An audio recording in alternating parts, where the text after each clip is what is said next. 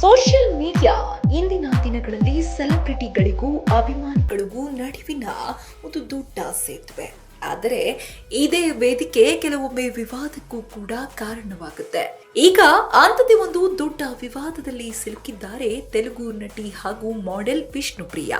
ವಿಜಯವಾಡದಲ್ಲಿ ಇವರ ವಿರುದ್ಧ cyber crime ಪ್ರಕರಣ ದಾಖಲಾಗಿದೆ. ಆಲ್ ಇಂಡಿಯಾ ಸ್ಟೂಡೆಂಟ್ ಫೆಡರೇಷನ್ ನೀಡಿದ ದೂರಿನ ಮೇರೆಗೆ ಪೊಲೀಸರು ಪ್ರಕರಣ ದಾಖಲಿಸಿಕೊಂಡು ತನಿಖೆ ಆರಂಭಿಸಿದ್ದಾರೆ.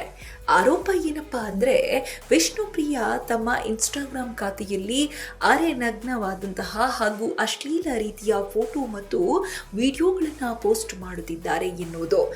ಇದು ಸಾಮಾನ್ಯ ಪೋಸ್ಟ್ ಅಲ್ಲ. ಇನ್ಸ್ಟಾಗ್ರಾಂ ಸಬ್ಸ್ಕ್ರಿಪ್ಷನ್ ಮಾದರಿಯಲ್ಲಿ ಅಂದ್ರೆ ಹಣ ಪಾವತಿಸುವವರಿಗೆ ಮಾತ್ರ ಈ ಕಂಟೆಂಟ್ ಲಭ್ಯವಾಗುತ್ತದೆ.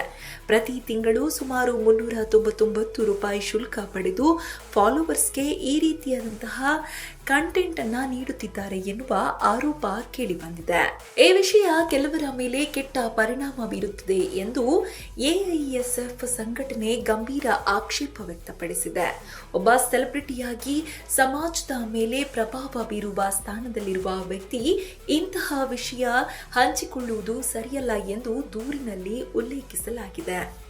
ಅಷ್ಟೇ ಅಲ್ಲ, ಅಶ್ಲೀಲ ವಿಷಯಕ್ಕಾಗಿ ಹಣ ವಸೂಲಿ ಮಾಡುವುದು ಕಾನೂನುಬದ್ಧವಲ್ಲ. ಹೀಗಾಗಿ ಕಾನೂನು ಕ್ರಮ ಕೈಗೊಳ್ಳಬೇಕು ಎಂದು ಒತ್ತಾಯಿಸಲಾಗಿದೆ. ಇದೀಗ ಈ ಪ್ರಕರಣ ಸೈಬರ್ ಕ್ರೈಮ್ ಪೊಲೀಸರ ಕೈಗೆ ಸಿಕ್ಕಿದ್ದು ಎಲ್ಲ ಆಯಾಮಗಳಲ್ಲಿ ತನಿಖೆ ನಡೆಯುತ್ತಿದೆ.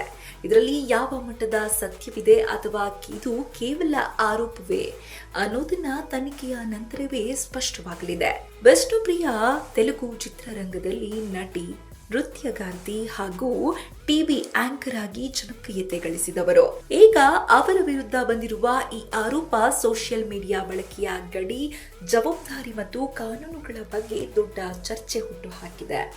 ಇದೇ ಹೊತ್ತಿನ ವಿಶೇಷ. ಇನ್ನಷ್ಟು ಅಪ್ಡೇಟ್ಸ್ಗಾಗಿ ನೋಡ್ತಾ ಇರಿ ಸಪ್ತಾಶ್ವ ಟಿವಿ.